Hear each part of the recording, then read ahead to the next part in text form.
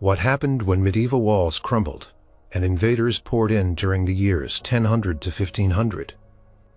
Did anyone think about the oldest residents trapped inside? Number 1. Starvation was a silent killer, especially for the old. Life inside a besieged medieval city was a slow, agonizing descent into hunger for everyone. But for the elderly, the decline was often swift and irreversible. Besiegers knew that simply surrounding a city and cutting off its food supply was often more effective than any battering ram or scaling ladder. The idea was to starve the defenders into submission, and the process was brutal. As weeks turned into months, the initial stores of grain, salted meat, and dried fish would dwindle. People watched their provisions shrink, a gnawing dread settling in their stomachs before any actual hunger pains began. The first cuts to rations often impacted the most vulnerable. While soldiers and able-bodied men might receive slightly larger portions to maintain their fighting strength, the elderly, along with children and the sick, often found themselves at the bottom of the food chain. This was not always a cruel decree. Sometimes it was an unspoken reality of survival. Those with less physical strength to push through crowds, or less social standing to demand their share, simply received less. An old woman, perhaps, with a lifetime of aches in her joints, could not compete with a younger, stronger person for the last scraps of dried bread.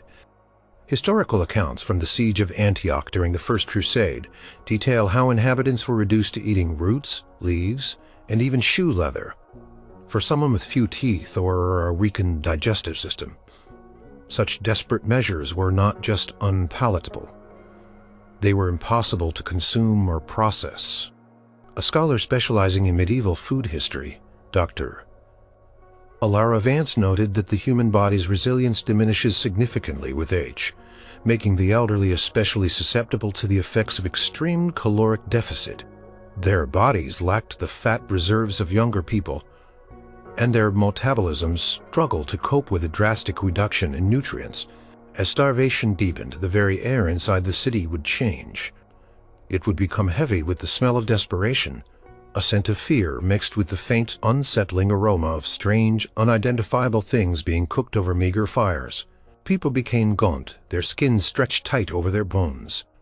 The eyes of the elderly, already perhaps clouded by age, would sink deeper into their sockets, reflecting a profound weariness. They would conserve their energy, moving slowly, speaking little, every movement a conscious effort. Simple tasks like fetching water or tending to personal hygiene became monumental challenges. Without the proper calories, muscles withered, and the ability to walk even short distances became impossible for many. An old man who once tilled his small plot outside the city walls, strong and capable, might find himself unable to stand from his bed, his legs like sticks beneath him. The desperate search for food led to unimaginable acts. People would boil grass, search for stray cats or rats, or try to grind bones into a rough powder. For the elderly, these foods offered little sustenance and often caused further illness. Their weakened digestive systems could not handle the roughage or the indigestible materials.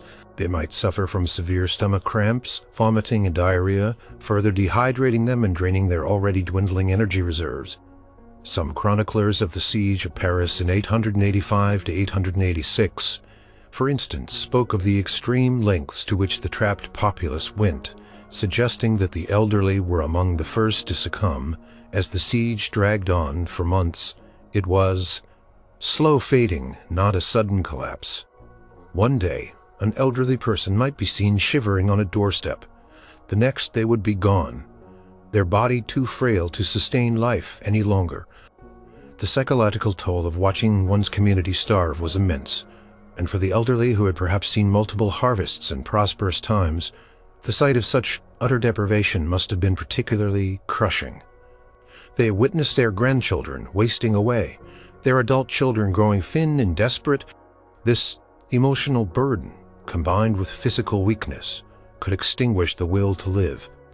A lack of appetite, even when a morsel of food might be available, was a common symptom of extreme starvation, but it also spoke to a deeper despair. Why eat when the end was so clear, when there was no hope of relief? Records from the siege of Rouen in the early 15th century Note the grim procession of the useless mouths, a term given to the elderly women and children who were expelled from the city in an attempt to conserve food. Many of these unfortunates perished in the no-man's land between the city walls and the besieging army.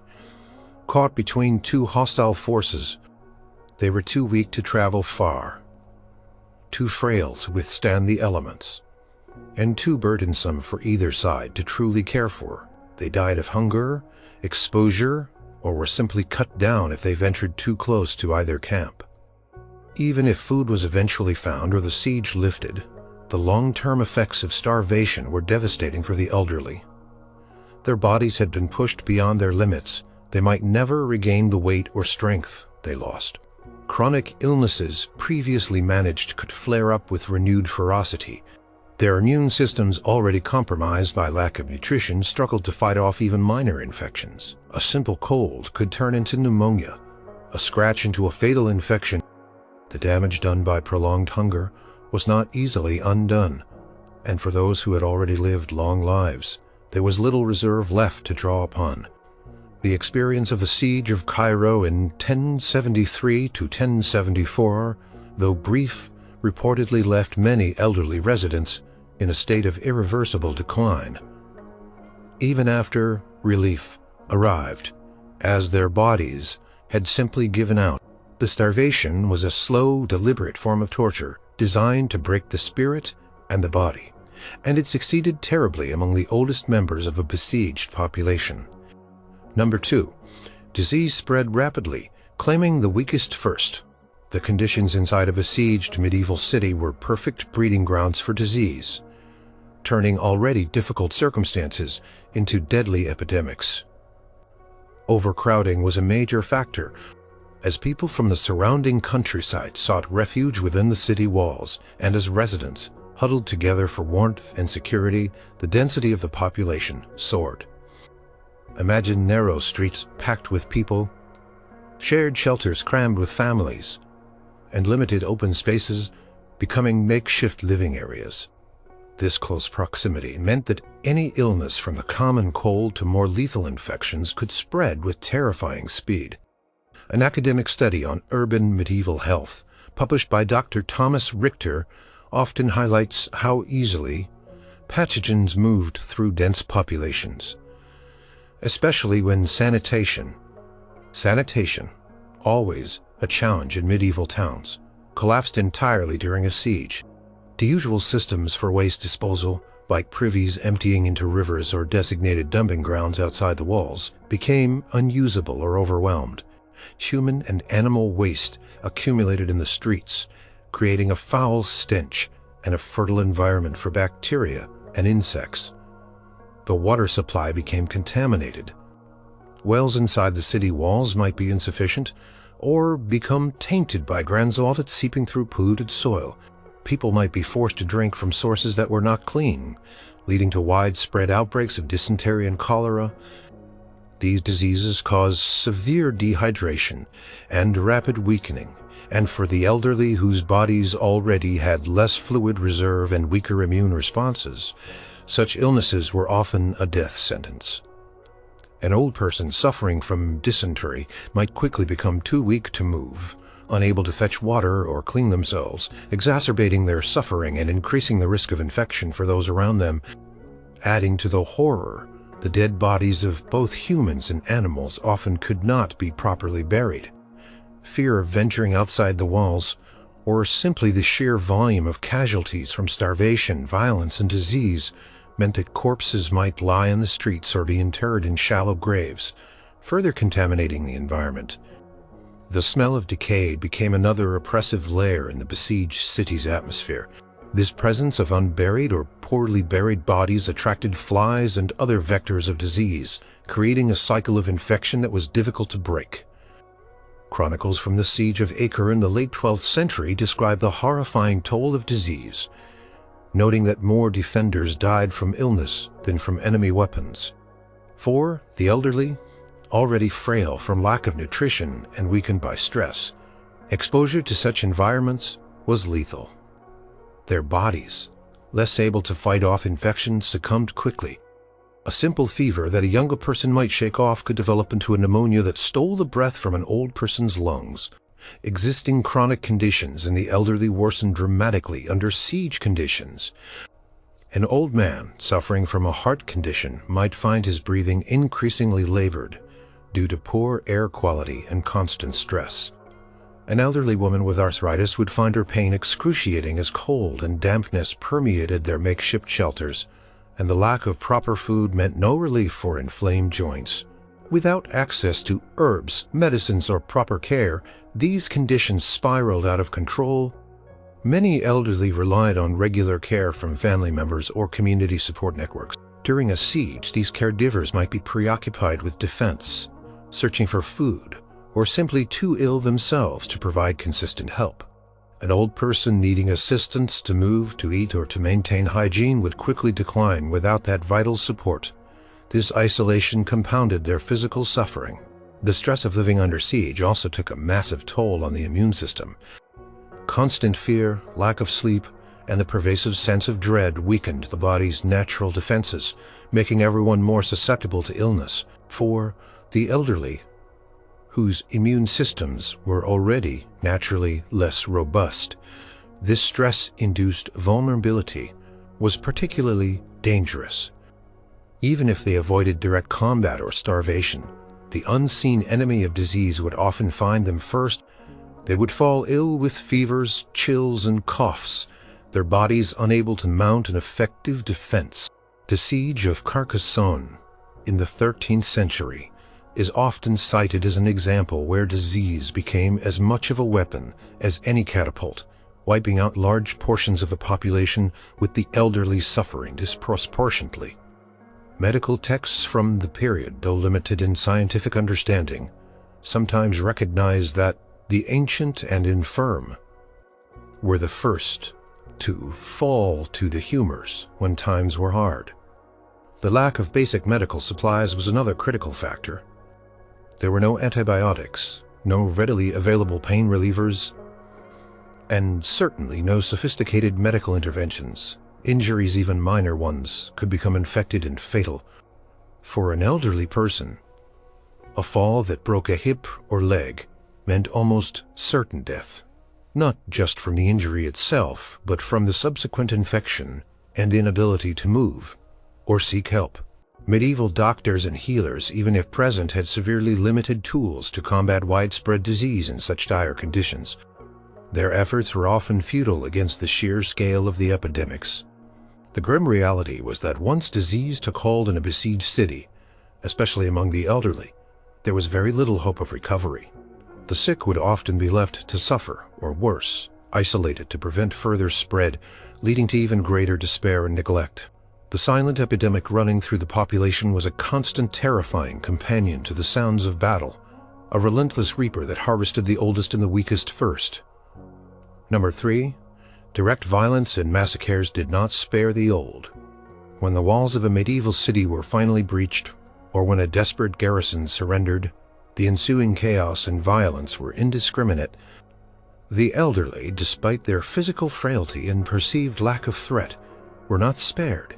In the brutal logic of medieval warfare, they were often considered useless mouths by the attackers, sometimes even by the defenders, a burden on dwindling resources or simply obstacles in the path of a conquering army's rage. During a successful assault, once the besiegers poured into the city, the scene was one of utter pandemonium. Soldiers, fueled by weeks or months of hardship, adrenaline, and often alcohol, would unleash their pent-up fury. Homes were ransacked, people were robbed, and violence was rampant. An old man, perhaps too slow to hide or flee, might be cut down simply for being in the way, or because a soldier wanted his meager possessions. An elderly woman unable to resist faced the grim prospect of assault or murder. The historical accounts of the sack of Magdeburg in the 17th century, though later than the medieval period, show a pattern of brutality that was not uncommon during successful medieval sieges. Regardless of age, inhabitants were subjected to horrific violence. Medieval chroniclers often recorded instances of widespread slaughter during such events, noting that None were spared, neither man nor woman, young nor old. For instance, during the siege of Jerusalem in 1099, historical texts recount the massacre of almost all the city's inhabitants after the Crusaders breached the walls. The elderly among the most vulnerable certainly perished in great numbers. Sometimes the violence was not just random, but intentional. In some cases, to instill terror or to eliminate any potential for future resistance, conquering armies deliberately targeted all inhabitants. An old man who might represent the city's past, its memory, or its wisdom, could be seen as a symbolic target for complete subjugation. An old woman, perhaps, a mother or grandmother of a defender, might be killed out of pure vengeful rage. The idea was to leave no one who could recount the city's former glory, or inspire future rebellion. Some military historians, like Dr. Marcus Thorne, have discussed the deliberate use of terror as a tactic in medieval warfare, where the complete destruction of a city's populace served as a warning to others. This meant age was no protection, even in cases of surrender where terms might nominally protect the lives of non-combatants. The reality on the ground was often very different. A surrender could quickly devolve into a sack, where soldiers were given free rein for a limited time to loot and pillage. During such periods, the thin veneer of discipline often broke down. An elderly person, perhaps clutching a small heirloom or a hidden coin, could be tortured or killed to reveal its location. Their lack of physical strength made them easy targets for robbers and murderers. The old were often the first to be robbed of their clothes, their blankets, anything of value, leaving them exposed and destitute. The siege of Béziers in 1209, during the Albigensian Crusade, is famously remembered for the phrase attributed to a Cistercian abbot, "Kill them all, for God knows his own." Supposedly, in response to questions about distinguishing heretics from Catholics, this attitude, while extreme, highlights the potential for indiscriminate violence where the elderly would have been caught in the maelstrom. Beyond direct killing, the violence could take other forms. Equally devastating to the elderly, beatings, humiliation, and forced displacement were common. An elderly person might be forced to march for miles without food or water, simply to clear the city or to serve as a spectacle for the conquering army. Those who couldn't keep up were often left behind to die, or were summarily executed. The psychological scars of witnessing such brutality, of seeing loved ones butchered or violated, would have been immense. For the elderly, who often valued order and tradition, the complete collapse of society and the descent into anarchy must have been profoundly shattering. Sexual violence was also a horrific reality of medieval sieges, and while younger women were often primary targets, older women were not exempt. They could be subjected to rape, humiliation, and other forms of abuse. This was not just a crime of passion, but a weapon of war used to terrorize, to degrade, and to assert dominance over the conquered population. The trauma of such an event, combined with physical frailty, would have led to rapid decline and death for many elderly victims. The records, while often euphemistic, hint at widespread atrocities during the sacking of cities, suggesting that few were truly safe from the horrors. The direct violence of a siege, whether through immediate massacre, deliberate targeting, or the chaotic brutality of a sack, ensured that the elderly, far from being protected, were often among the most vulnerable victims. Their age was no shield against the sword or the wrath of a triumphant army. Number 4.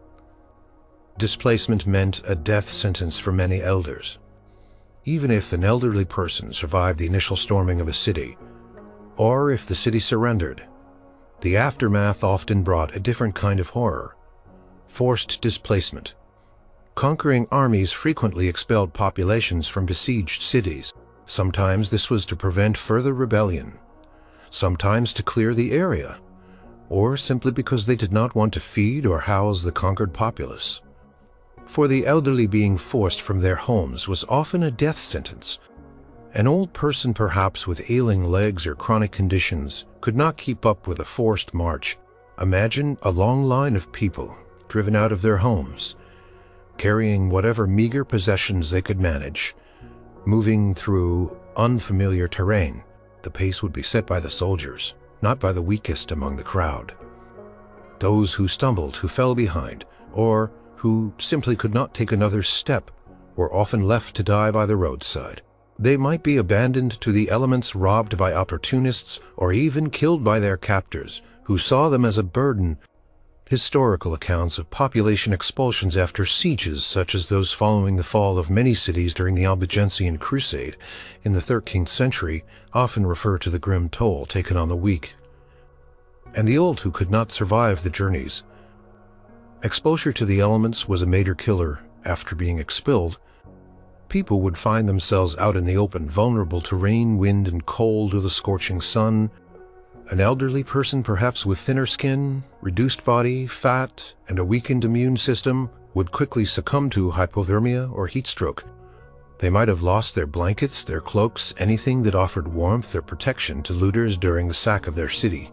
Sleeping on the hard ground without proper bedding exacerbated their existing aches and pains, making them even more susceptible to illness. Dr. Eleanor Shaw, a historical demographer, pointed out that the elderly's reduced thermoregulation made them acutely vulnerable to environmental extremes during forced migrations. Food and water scarcity during displacement mirrored the conditions of the siege, but often without any organized attempt at rationing. Whatever small amounts of food people managed to carry would quickly run out. Rivers or wells along the route might be contaminated or guarded by soldiers.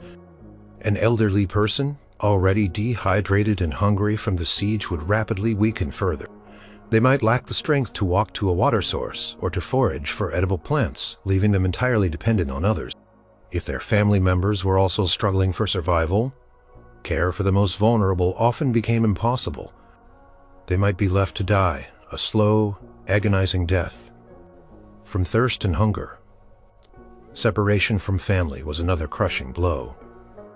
In the chaos of expulsion, families could easily be separated. An old mother might lose sight of her adult children, or an old father might be separated from his grandchildren. Without the support of their family, who might carry their burdens, find them food, or simply offer comfort, the elderly were truly alone. This isolation, combined with physical hardship, could extinguish the will to live. They were cut off from everything familiar, everything that gave their lives meaning. Their homes, their communities, their personal possessions, and their loved ones. The psychological impact of this utter loss, combined with the physical suffering, could lead to a rapid decline. Chroniclers of the aftermath of the siege of Lisbon in 1147, though not explicitly detailing the fate of the elderly, spoke of the large numbers of people who perished on the roads as the city's population dispersed, a clear indication. Some elderly people might have been able to make it to temporary refugee camps, if any were established. However, these camps were often overcrowded, unsanitary, and lacked adequate resources. They were breeding grounds for disease, similar to the besieged city itself. An elderly person who survived the displacement might then fall victim to an epidemic in a crowded, squalid camp. They might also be seen as a burden by the host population or by aid organizations, if any existed. Their inability to contribute to labor or defense made them a low priority for scarce resources. The physical demands of displacement, the exposure to harsh conditions, the lack of food and water, and the profound emotional trauma of losing everything meant that for many elderly people, leaving the besieged city was merely a different path to the same grim end. Their journey out of the fallen city became their final journey. Number 5. Psychological trauma and despair wrecked minds and bodies. Beyond the physical horrors of a medieval siege, the constant psychological trauma and deep despair inflicted immense suffering, especially on the elderly. While younger people might have the resilience of youth, older individuals often found their mental and emotional fortitude worn down by a lifetime of experiences. And the siege pushed them beyond their limits. The constant fear was a pervasive presence. The sounds of siege engines, the distant shouts of soldiers, the thud of projectiles hitting the walls, the crackling of fires, all created an atmosphere of unrelenting terror. Sleep would have been fragmented and restless, disturbed by noise and the gnawing anxiety of what the next day would bring. Chronic lack of sleep, combined with the extreme stress, could lead to confusion, disorientation, and even hallucinations. For an older person, whose cognitive abilities might already be declining, this mental assault was particularly devastating. The constant adrenaline surge would eventually exhaust their bodies, leading to profound fatigue and a sense of helplessness. Dr. Penelope Green, a historian of medieval emotions, has explored how prolonged periods of extreme stress profoundly impacted the mental state of individuals, leading to states of catatonia or psychosis. In some cases, witnessing atrocities was another source of profound trauma.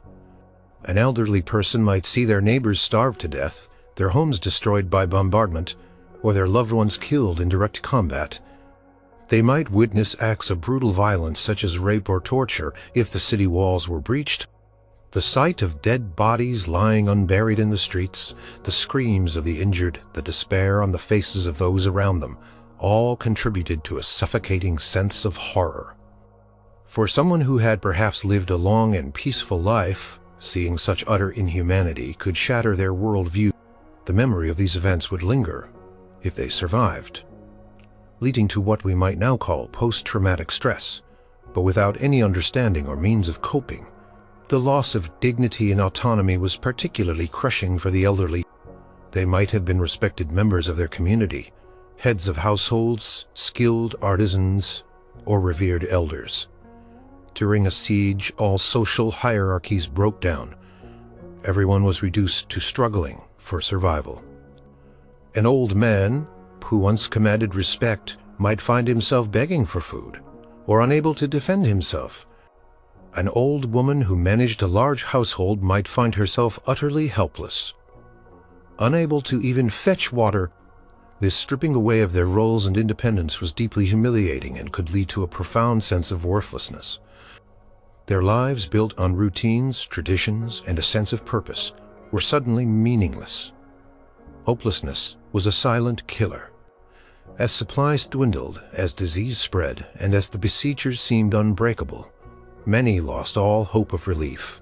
The constant barrage of news, often bad, chipped away at any remaining optimism. The elderly, with perhaps less future to look forward to, might be particularly susceptible to this crushing despair. They might simply give up. This could manifest as refusal to eat, even when food was available, a withdrawal from social interaction, or a quiet surrender to death. A scholar researching medieval psychology, Dr. Robert Davies, once posited that instances of willful death or rapid decline due to despair were likely common among the elderly, in such extreme situations as their bodies lacked the reserves to fight on without the support of their spirit. The psychological toll could also exacerbate physical decline. Chronic stress directly impacts the immune system, making the elderly even more vulnerable to the rampant diseases within the besieged city. It could worsen existing heart conditions, high blood pressure, or respiratory problems. The mental strain could lead to severe depression, which in turn caused physical symptoms like extreme fatigue, loss of appetite, and difficulty sleeping. This created a vicious cycle where mental suffering led to physical decline, which further fueled despair. The sheer sensory overload, the constant noise, the stench of death, the sights of suffering would overwhelm the senses of an older person, already perhaps struggling with sensory decline. The world around them became a terrifying, chaotic place with no escape. The psychological scars of a siege were not always visible, but they could be as deadly as any weapon, slowly eroding the will to live and the body's ability to survive for the oldest members of a besieged. Number 6. Loss of support systems. Left elders defenseless. In medieval society, family and community networks were the bedrock of support for the elderly. They relied on younger family members for daily care, food protection, and companionship. During a siege, these vital support systems fractured and often disintegrated entirely, leaving the elderly isolated and profoundly vulnerable. Younger family members, typically the adult children and grandchildren, would have been immediately drawn into the defense of the city. Men would be on the walls fighting or assisting in repairs. Women would be tending to the wounded, preparing what little food was available, or managing increasingly desperate households.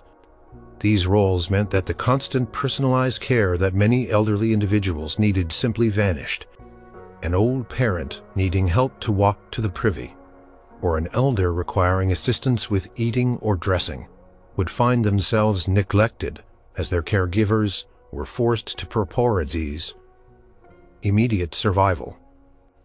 A historical text on medieval family structures written by Professor Alice Miller frequently echoes how intergenerational dependency was crucial for the survival of the old, and how its breakdown could be catastrophic. Beyond the immediate duties, the siege itself actively broke families apart. Sons might be killed on the walls, leaving elderly parents without their primary providers and protectors. Daughters might be injured, fall ill, or be forced into desperate actions to survive. Children, who often provided comfort and practical help, might die from disease or starvation. The loss of even one key family member could destabilize the entire support structure for an elderly person. If the head of the household was killed, the remaining family, often already weakened, might struggle to maintain even basic functions, let alone provide dedicated care for their oldest members.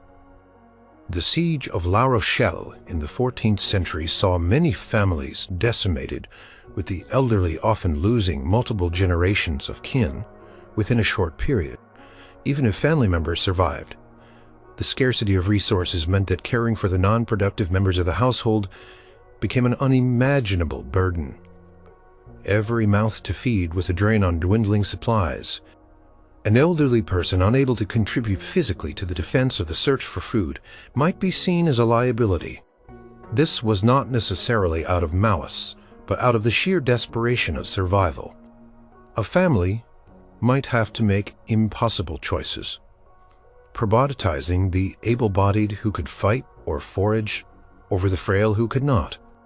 The limited rations might be given to a fighting son rather than an infirm grandmother, simply because the son represented the family's last hope. This heart-breaking reality was a common feature of sieges. The breakdown of the wider communal structure also impacted the elderly. In normal times, neighbors might share food, offer assistance, or provide companionship. During a siege, everyone was focused on their own survival. The communal bonds frayed under the immense pressure. People became suspicious, guarded, and less willing to share their precious few resources. The very sick and the very old, who depended on the generosity and interconnectedness of their community, found themselves increasingly isolated. If their direct family was gone or incapacitated, there was often no one else to turn to. They might be left to fend for themselves in conditions where even the strongest struggled. Chroniclers sometimes recorded the lonely deaths of individuals, simply forgotten or abandoned in the chaos. For the elderly, who might already suffer from reduced mobility or sensory impairments, this isolation was compounded. An old person who could not hear well might miss crucial announcements about rationing or safe zones. An old person who could not see well might struggle to navigate the dangerous debris-strewn streets without a younger hand to guide them, to explain things, or to advocate for them. They were utterly defenseless. Their physical and sensory limitations made them profoundly dependent, and when that dependency could no longer be met, their decline was rapid. The psychological impact of losing loved ones and support systems was immense. An elderly person might have spent their entire life building a family and a place in their community, only to see it all crumble around them. The grief of losing children or grandchildren, combined with the crushing loneliness and physical hardship, could extinguish any remaining will to live. They were left not only physically vulnerable, but also emotionally shattered, adrift in a world turned upside down. The loss of support systems during medieval sieges meant that the elderly, already living on the precarious edge of human resilience, were stripped of the very foundations that kept them alive, making their survival against the multitude of other threats almost impossible.